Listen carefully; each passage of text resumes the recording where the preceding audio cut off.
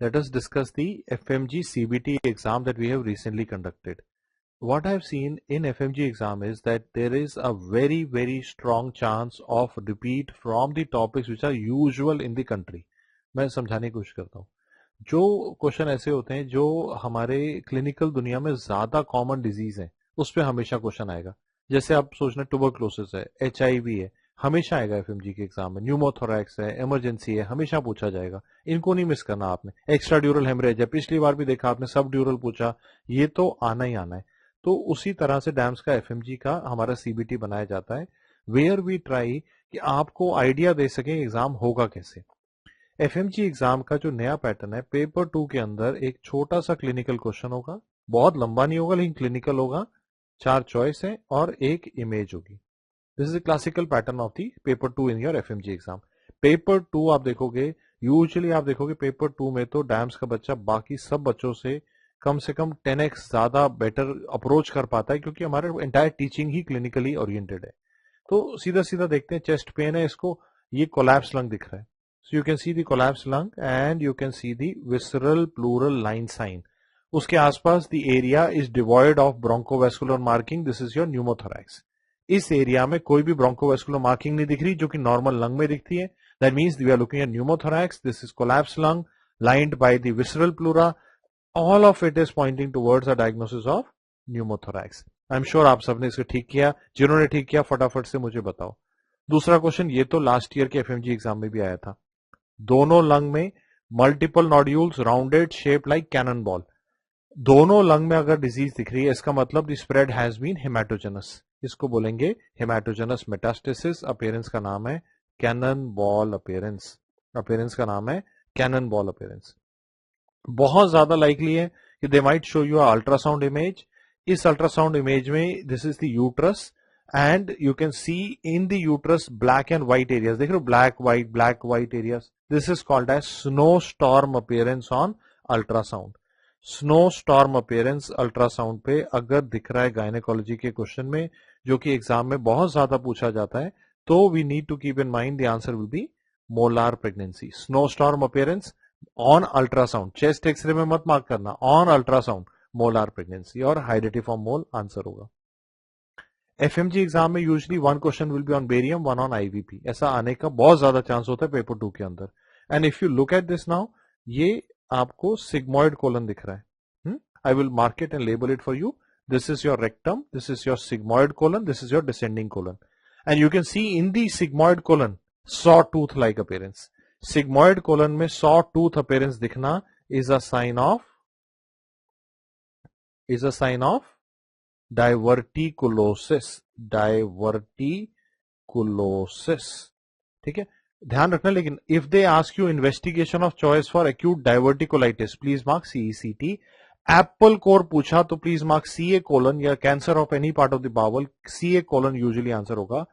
Corkscrew appearance पूछा तो हम कॉर्कस्क्रू इसोफेगस की तरफ जाएंगे, diffuse oesophageal spasm. String sign of Kantor is seen in Crohn's disease. String sign bowel TB में भी देखने को मिलेगा. And they love this question in FMG exam. भूलना नहीं है. रोड ट्रैफिक एक्सीडेंट है. शेप कैसा है हेमेटोमा का? Biconvex, limited by sutures. ठीक है, बाय कॉन्वेक्स हेमेटोमा है, लिमिटेड बाय स्कल सूचर्स. ये देखो यहां पे इसके सूचर्स दिख रहे हैं. आंसर क्या है? Extradural haematoma due to rupture of middle meningeal artery. Possible question है. एनाटॉमिकल लैंडमार्क बता दो मिडल मेनिंजियल आर्टरी का. टीरियन. Anatomical landmark pterion. ठीक है. Now when we look at this question, 10 हफ्ते पहले this patient has a history of pancreatitis. If I look at it carefully, बहुत ही आसान है. एक सिस्टिक लीजन दिख रहा है.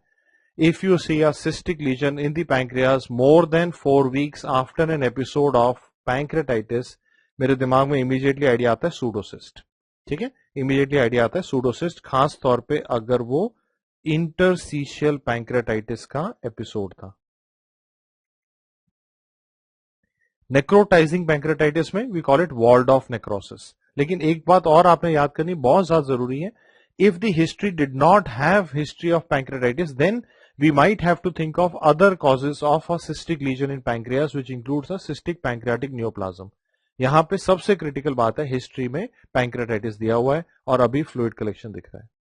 What is the gold standard for renal stone? NCCT previous question है। अगर पूछा गॉल स्टोन, कोई भी बता सकता है, अगर पूछा गॉल स्टोन तो मार्क करना है अल्ट्रासाउंड। अगर बोले यूरिनरी स्टोन, एनसीसीटी एब्डोमेन। एक ओल्ड फीमेल है, बाथरूम में गिर गई and you can see this haematoma. Previous FMG question है, इसलिए हमने आपके पेपर में भी डाला। And you can C concavo convex hematoma, not limited by sutures but limited by dural folds, like Fox cerebri, cannot cross midline due to rupture of bridging veins, due to rupture of bridging veins। क्या answer हो गया बोलो? Subdural haematoma seen in old people। Clear कर लोगे? Due to rupture of bridging veins. Linac previous FMG question है, याद करना है। टाइप ऑफ रेडियोथेरेपी याद कर लो। इस तरह की रेडियोथेरेपी का नाम है teletherapy, where the source of radiation is kept away from the body. ठीक है, दो मशीन हो सकती हैं, एक है कोबाल्ट, एक है लाइनेक। ये जून 2023 में पूछा, ये उन्होंने पिछली बार जो जनवरी का एग्जाम है उसमें पूछा। कोबाल्ट में याद कर लो, कोबाल्ट बनाता है गामा रेज, आइसोटोप का नाम है कोबाल्ट 60, यूज करते हैं टेलीथेरेपी में। हाफ लाइफ पूछेंगे तो 5.2 इयर्स। लिनैक बनाता है एक्स रेस, जो कि इस क्वेश्चन का आंसर है ना, जो कि इस क्वेश्चन का आंसर है। उसके अलावा लिनैक और क्या बना सकता है? High energy electrons. Full form linear accelerator. Type of radiotherapy teletherapy, where the source of radiation is kept away from the body.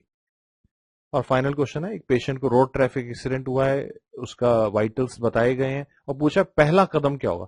So whenever you have a patient who's unstable and we are wanting to look for abdominal trauma, the first step in evaluation of this kind of patient will be extended fast। उसका fast करना पड़ेगा to look for any hemoperitoneum. If there is a solid organ rupture, you can see it on fast, and if the fast is positive, if the patient is stable, you go on to do a CCT. If the patient is unstable, you go on to do a exploratory laparotomy। ठीक है ना, याद है सबको? I wish you all the best for your upcoming FMG exam.